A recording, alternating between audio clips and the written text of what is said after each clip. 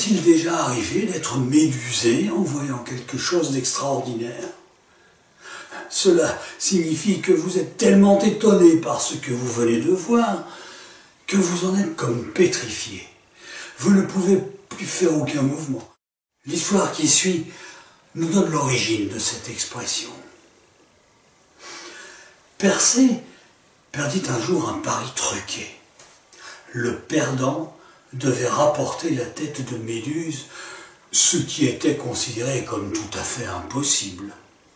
Méduse, c'était l'une des 3 gorgones, 3 sœurs qui vivaient cachées à l'écart de tout, pas très loin du royaume des morts. Elle avait le pouvoir de changer en statue de pierre toute personne qui croisait son regard. C'était la plus hideuse et la plus cruelle des 3. Mais elle était mortelle, contrairement aux 2 autres. À la place des cheveux, il y avait sur sa tête des serpents venimeux qui grouillaient. Et si son corps était celui d'une femme normale, à peu près jusqu'aux hanches, il se transformait à partir de la taille en un énorme serpent. Persée ne savait pas comment aller à la rencontre de ces gorgones. Mais Hermès, le messager des dieux, lui apparut et le mena chez des nymphes qui savaient où elles se cachaient. Celles-ci n'acceptèrent pas facilement de dévoiler leurs secrets et Persée dut recourir à la ruse pour obtenir la précieuse information. Mais il obtint qu'elle lui remette en plus 3 objets précieux.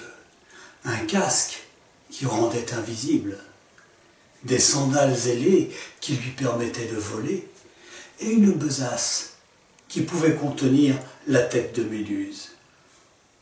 Fort de ces renseignements et de ces cadeaux qui lui avaient été fournis, le héros parvint enfin à trouver la tanière où vivaient les gorgones.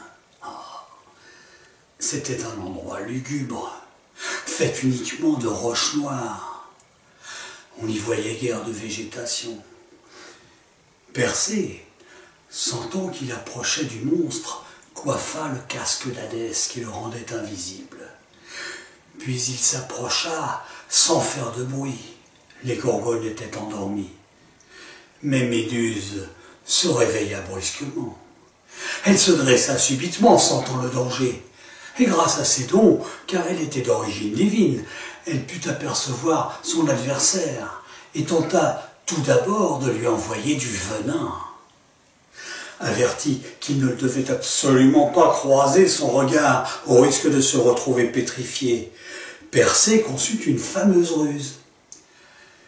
Il cala son bouclier tout luisant contre un rocher et se mit à observer les mouvements de Méduse à travers celui-ci. Il était si bien poli qu'il reflétait comme un miroir. Les 2 adversaires se redoutaient mutuellement. Méduse, qui était très agile, manqua de peu de prendre l'avantage en crachant une nouvelle fois du venin. Et chaque fois qu'elle essayait de croiser le regard de Persée pour le transformer en pierre, celui-ci parvenait parfois de justesse à se détourner pour continuer à l'observer dans le bouclier. Il parvenait toujours à éviter tous ces pièges et jamais il ne croisa directement son regard. Enfin, Persée se trouva dans une position favorable. Il put enfin frapper vigoureusement au cou avec son glaive tranchant. La tête de Méduse se mit à rouler dans la poussière et Persée l'enferma immédiatement en sa besace, sans jamais la regarder, car il savait que ce regard continuait à pouvoir pétrifier même après sa mort. Fier de son exploit, il rentra rapidement chez lui grâce à ses sandales ailées. Il était pressé de pouvoir fêter sa victoire avec ses amis. Mais à son retour, il apprit alors que le pari qu'il avait perdu était en fait un stratagème imaginé par le roi pour l'éloigner de sa mère qu'il protégeait et pouvoir ainsi la posséder. Alors, fou de rage et comprenant maintenant pourquoi il lui avait été confié une mission si périlleuse, il courut chez le roi et lui exhiba la tête de Méduse sous les yeux. Le roi fut immédiatement changé en statue de pierre. Il resta là, le regard étonné, figé pour l'éternité. On a dit qu'il était médusé.